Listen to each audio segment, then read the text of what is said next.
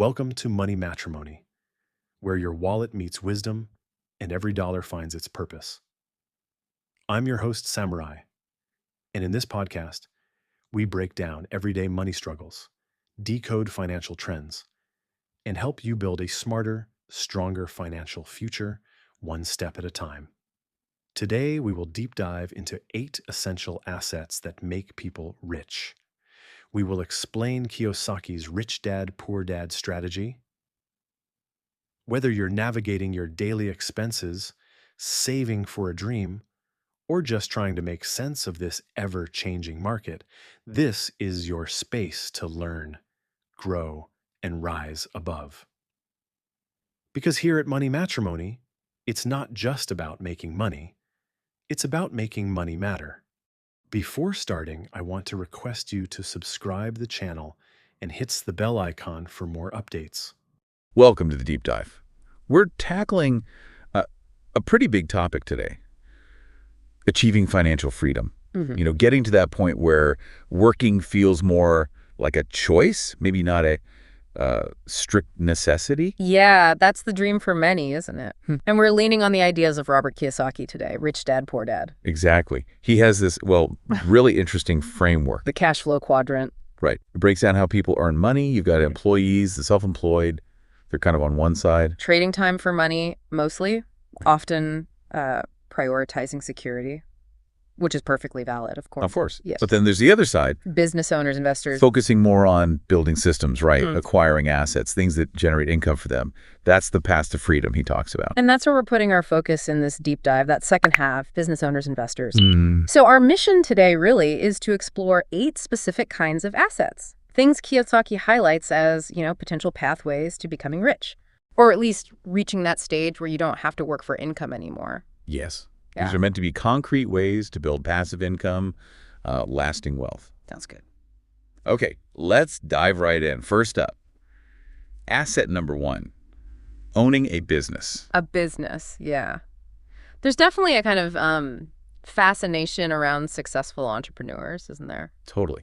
We see the big success stories. Sometimes you get that Hollywood stereotype, maybe, like it was all luck or some secret trick. Right. And maybe we gloss over the sheer effort involved. Kiyosaki makes it pretty clear building a profitable business takes, immense dedication. He really drives that home. Every drop of your sweat and blood, I think, is the quote. Yeah. It's not just having an idea. It's finding a real need, a problem, and then figuring out how to scale a solution. That's the hard part, building the actual enterprise. What's compelling, though, is the potential outcome, the long game. Absolutely. Entrepreneurs might put in, insane hours for years. It can be all-consuming at first. Yeah. But the goal is to create a system, something that runs, ideally, and produces income, even when you're not directly physically working in it every second. That's the passive income dream, right? Yeah. Built through active effort up front. Exactly. And Kiyosaki often suggests looking for problems. Where are the inefficiencies? What needs aren't being met? That's often where the real opportunities lie, not just starting any business. Which is fundamentally different from being an employee. Completely. Where, working hard usually just gets you the next paycheck. Yeah. Which is fine, but different. Right. An entrepreneur builds an asset, something that can keep generating wealth. And Kiyosaki stresses this point. It can be about creating generational wealth, not just for yourself. Yeah, that's a powerful idea. It contrasts sharply with, say, the paycheck-to-paycheck cycle, where maybe there's not much left to pass on. The very different picture. Yeah. But we also need to be realistic here. Okay. Starting a business involves significant risk. It's just not feasible for everyone. People have different financial cushions, different needs for stability. You can't just tell everyone, go start a business. No, absolutely not. Yeah. Which brings us nicely to asset number 2, real estate. Ah, yes. Real estate. Now, for a lot of people maybe listening, the idea of owning even one investment property might seem, pretty far off. Yeah. Especially if you're just earning a regular salary. It can feel daunting, for sure, but Kiyosaki is a big proponent of using other people's money. OPM. Right. Using borrowed funds, like a mortgage. Exactly. To invest in rental properties, the basic idea is you get a mortgage, buy a property, rent it out. And ideally, that rent covers more than just the mortgage. Right. It should cover the mortgage payments, your taxes, insurance, maintenance, all the expenses, and hopefully leave you with some profit each month, positive cash flow. That creates a second income stream, separate from your job. Precisely. Plus, as you mentioned from the source, there can be tax benefits too. Depreciation, deductions, things that can reduce your overall tax burden. Which effectively puts more money back in your pocket. Exactly. And the potential here is accumulation.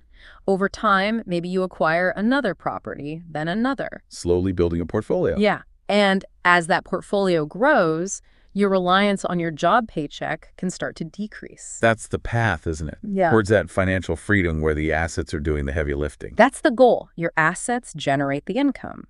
And good property management, that's key too, can lead to multiple streams of fairly passive income over the long haul, building a real legacy, potentially. Okay, so businesses in real estate. Yeah. Powerful, definitely. But they often require a lot of time and effort, right? Especially at the start. Oh, without question. Finding deals, managing properties, running a business, it's work. And let's be real, after a long day at the office or whatever your job is, finding those extra hours, it's tough. Many people just don't have that bandwidth. Totally understandable. Which leads us to asset number 3, paper assets. Okay, paper assets.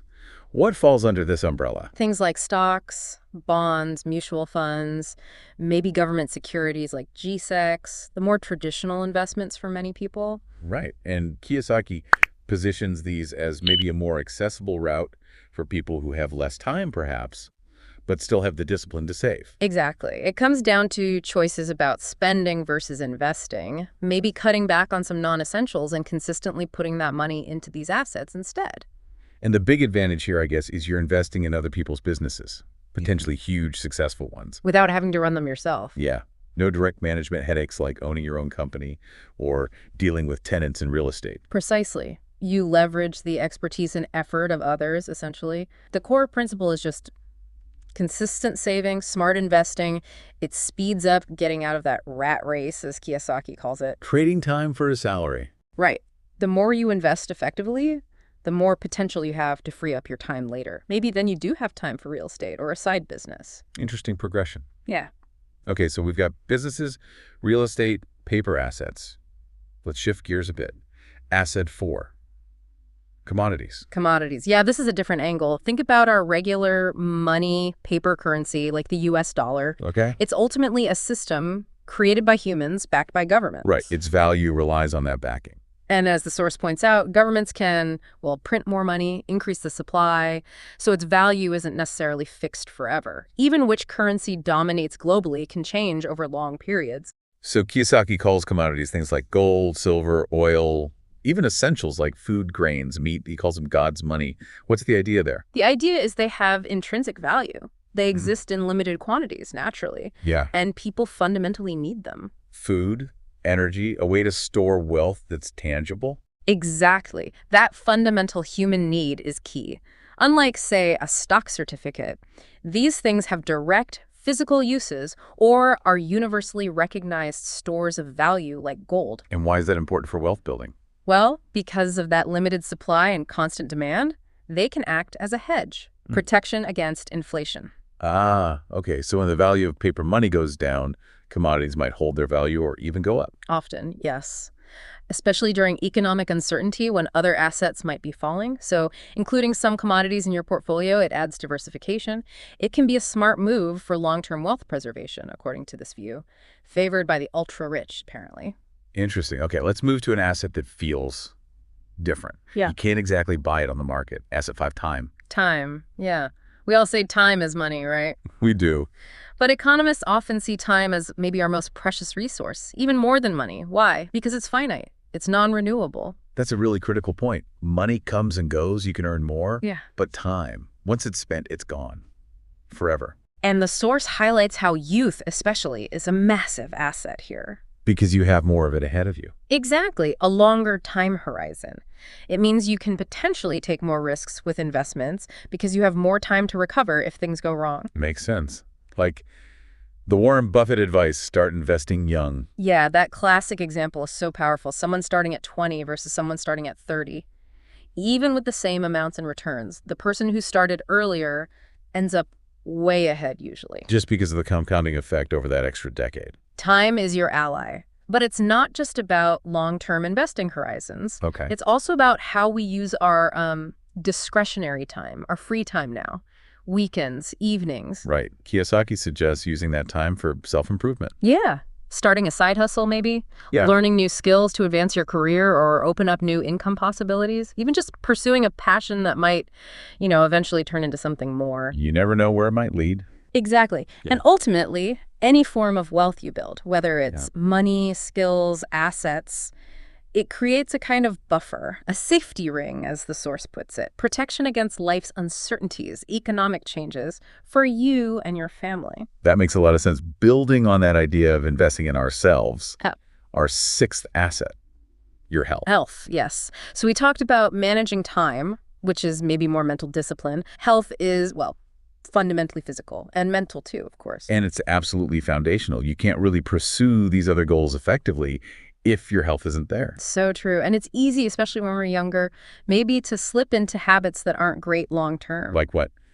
Junk food, too much alcohol, smoking, not enough sleep or exercise. All the above. Sometimes there's that feeling like, oh, I worked hard all week, I deserve to just crash and eat whatever. We feel we've earned some slack. I can see that, but the source warns this can be a trap. Yeah.